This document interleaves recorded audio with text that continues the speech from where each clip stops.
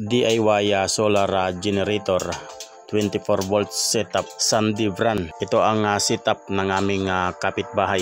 Ang battery nito ay prismatic 24 volts 100 EH. So yung gumawa nito ay yung kakilala ko na taga dito sa amin.